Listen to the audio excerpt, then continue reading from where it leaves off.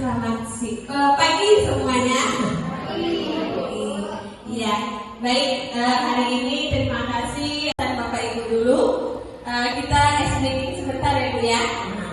Oke, SBG-nya simpel saja. Cluenya, instruksinya ikuti apa yang saya katakan. Ya, ikuti apa yang saya katakan. Ada berapakah buku? Siapa ini? Dia jawab 2. 5. Belum ada yang tepat. Ada berapa? Betul sekali. Jadi sudah fokus ya Bu yang bisa CGP angkatan 10 SMP Negeri 5 Batam. Konsep inti hari ini kita mau menjelaskan tentang perubahan paradigma belajar, disiplin positif, nilai-nilai kebajikan, kebutuhan dasar manusia, motivasi perilaku manusia, posisi kontrol guru, keyakinan kelas, dan terakhir segitiga restitusi dan berdiferensiasi. Jadi kurikulum Merdeka ini berorientasi pada penguatan kompetensi dan pengembangan karakter yang sesuai dengan profil pelajar Pancasila. Ini dia profil pelajar Pancasila yang kita ketahui berbinekaan global, bergotong royong, kreatif, mandiri, bernalar kritis. Yang paling utama yaitu beriman dan bertakwa kepada Tuhan Yang Maha Esa.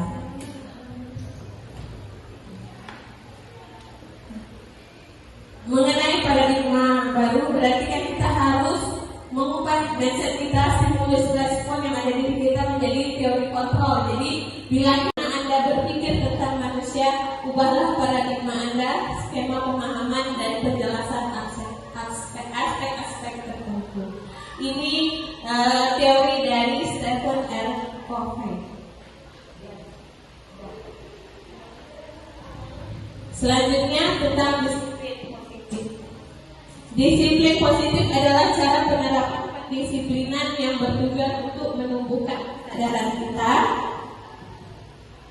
serta memperdayakan anak untuk mandiri. Jadi disiplin positif ini anak melakukan sesuatu bukan karena ditakut-takutin, biasanya karena mendapatkan perlindungan dan merasa nyaman untuk terlibat dalam proses pendisiplinan. Jadi tidak ada lagi anak takut karena diancam, disogok atau dihukum ataupun diberi reward atau hadiah, itu juga tidak diperkenankan.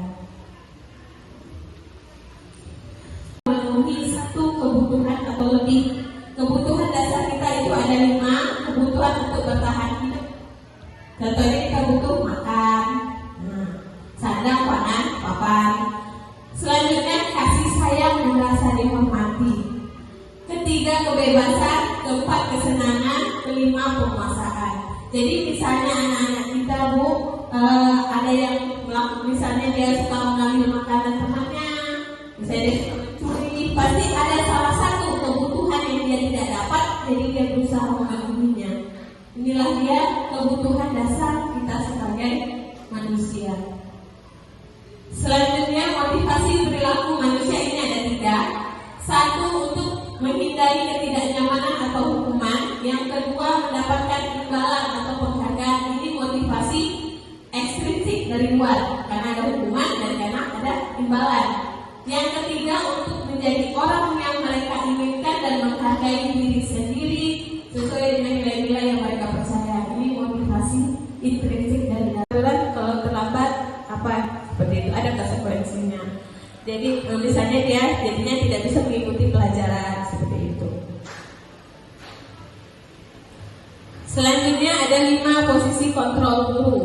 1 sebagai penghukum, pembuat rasa bersalah, sebagai teman, pemantau dan manajer. Nanti di sini kita akan jabarkan contoh dari kelima ini, apa sih penerapannya yang biasanya dalam kehidupan sehari-hari. Kita lebih dominan kemana Bapak Ibu? Posisi manajer, alhamdulillah. Ada yang penghukum? Mudah-mudahan tidak ada ya. Oke, kita lanjutkan. Jadi salah satu untuk mendisiplinkan positif itu apa yang kita sepakati. Jadi keyakinan kelas ini bisa keyakinan sekolah. Jadi sebelumnya kita sudah menerapkan keyakinan kelas, yaitu merupakan nilai-nilai kebajikan universal yang disepakati bersama. Jadi karena ini sudah disepakati bersama anak, pasti mereka akan lebih tahu lagi apa keyakinan yang telah kita sepakati. Jadi sehingga mereka akan berpikir jika melakukan kesalahan itu, jadi bisa mengevaluasi dirinya sendiri. Ciri-ciri keyakinan kelas antaranya yaitu bersifat lebih abstrak pada peraturan daripada peraturan yang lebih rinci dan konkret. Keyakinan kelas berupa pernyataan-pernyataan universal yang dibuat dalam bentuk kalimat positif. Jadi kan biasanya anak-anak ada posisi manajer kita tadi yang disampaikan sama yang kasus Naret tadi, Ibu posisi manajer pasti menerapkan segitiga restitusi. Segitiga restitusi ini adalah suatu cara menanamkan disiplin positif pada murid. Restitusi bukan untuk menebus kesalahan, namun untuk belajar dari kesalahan. Tujuannya untuk memperbaiki hubungan. Tindakan ini adalah tawaran, bukan paksaan. Restitusi menuntut untuk melihat ke dalam segitiga restitusi. Model kita yaitu ya kemarin kita terlakukan. Cuma sekilas saja saya lihatkan. Kita membuat dia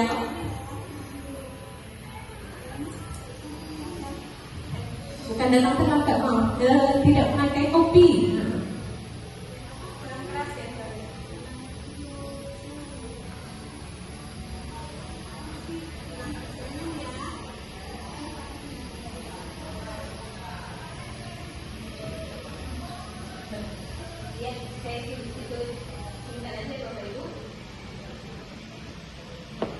Oke, baik, itu dari pemaparan kita tentang disiplin positif.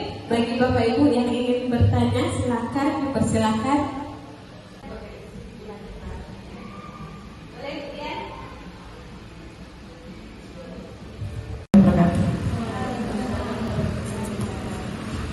Terima kasih Bu Dian atas pertanyaannya.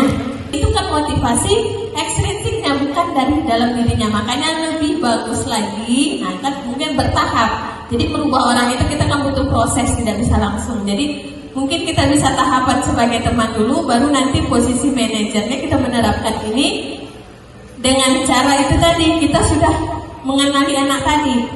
Jadi tahu permasalahannya, pasti dari kebutuhan tadi tidak terpenuhi, pasti salah satu dari situ tadi. Tapi jika itu terpenuhi, insya Allah pasti bisa. Sama lah, mulut yang masih budaya bahasa itu tidak segampang itu kita merubah. Tapi kalau kita membiasakan di sini budaya kita bahasanya lembut, pasti terbiasa.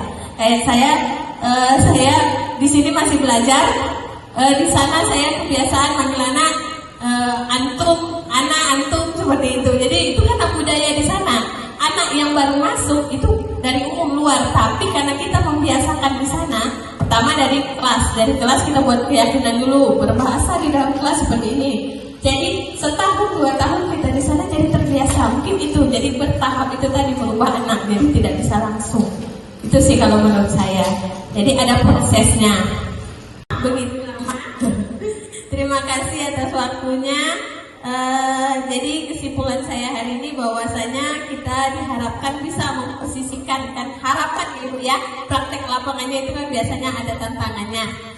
Harapannya kita dapat memposisikan diri kita sebagai seorang manajer dan dapat menerapkan segitiga restitusi yang ada di sekolah kita ini. Sekian dari saya. Assalamualaikum warahmatullahi wabarakatuh.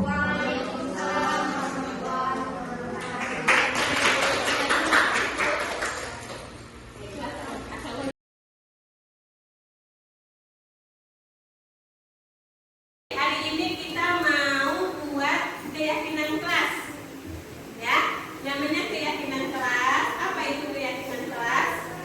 Berarti kalau yakin, berarti itu kembali ke diri kita. Berarti apa yang kita yakini, apa yang kita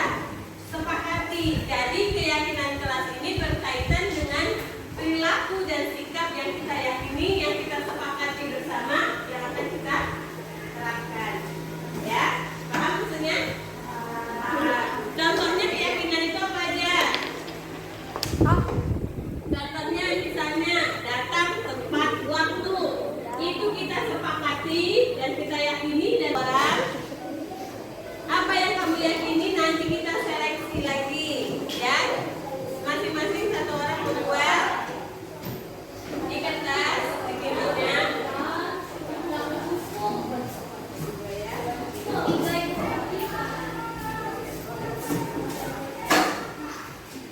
Satu orang tulis satu keyakinan kelasnya yang kita sepakati, yang kamu yakini, yang tidak akan kamu langgar. Nah, karena itulah kita buat sepakat di sini bersama murid dan siswa supaya menjadi keyakinan yang tidak akan kita tidak akan langgar.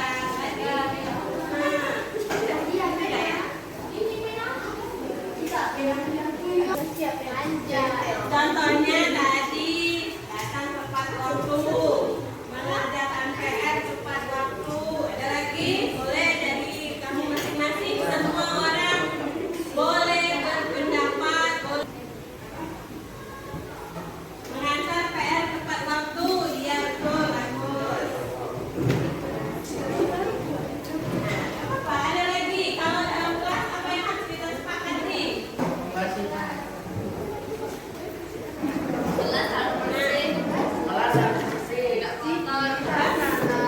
Membersihkan kelas. Ya, jadi kalau keyakinan kelas itu buat kata-katanya positif, ya Kak ya. Kata-kata positif itu maksudnya apa?